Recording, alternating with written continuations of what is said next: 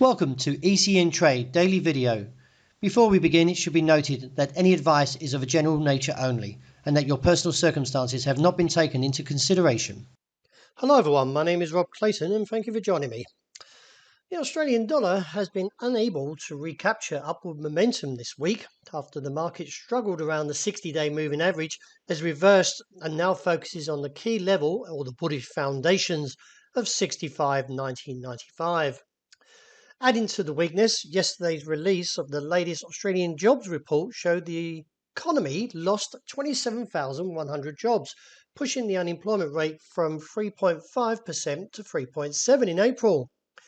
The soft data could support the RBA to pause its rate hikes at its 6th of June meeting after surprising the market earlier this month of a 25 basis point rate hike. Looking ahead, we've still got the US Federal Reserve speech on perspectives on monetary policy. With a tight labour market and stubborn inflation, Fed Powell could surprise the market with hints of a June interest rate hike. So looking at the current pattern, if we do see a break of 65.90, this would give further scope and an extension to the downside and target the region of 65 cents, with any advancement likely to be limited on an intraday basis of 66.60 as a short-term cap.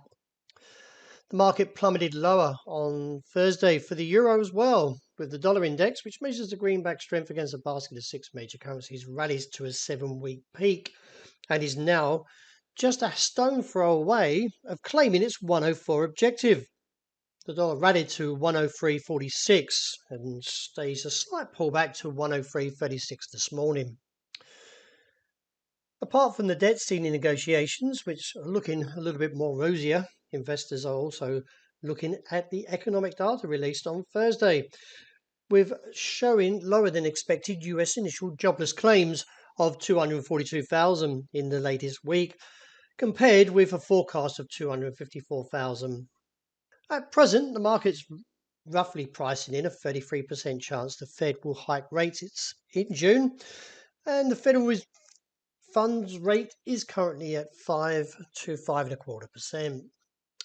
As we look at the pattern for the euro, the market is still heading for its objective, which is around 107, figure 25, and reassess from there as we are oversold. However, a very strong ADX could put further pressure on the downside and therefore look towards the region of 105.80.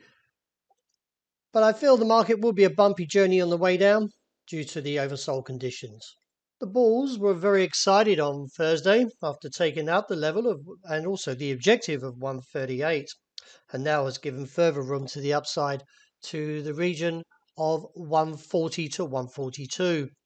Although the technicals are overbought, the ADX is still relatively strong to the bullish case, and with hardly any pullback since the region of 133, the 5 big figure rally has clearly showed that the bulls are in control here and most probably find we will reach the top side sooner than expected, with any pullback likely to be shallow.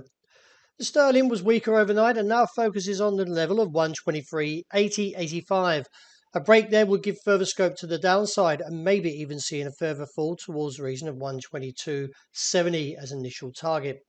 There is bullish divergence on the markets, so do be careful around that 123.80. And I forgot to mention there is bullish divergence also on the Australian dollar, so do be careful in case we get a bounce from 65.90 and also a bounce from 123.80. The price for gold plummeted and now reaches its objective of 1,952. Although the ADX is trending to a bear case, along with that we are oversold, I think I would rather sit out for the moment.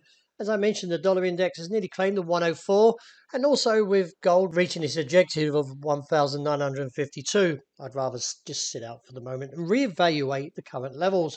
But for those that wish to continue to trade, a close under 1,952 would give scope towards the region of 1,928 to 33 as a target.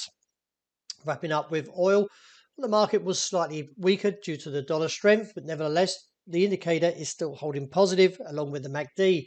So therefore, I'm not ruling out further challenges to the upside, and that is a move to $74 a barrel and reassess, with any pullback likely to find support around 71.70. Well, that's a wrap for the week. Thank you very much for joining me, and as always, look out for the intraday report, and I hope you enjoy the great start to the day.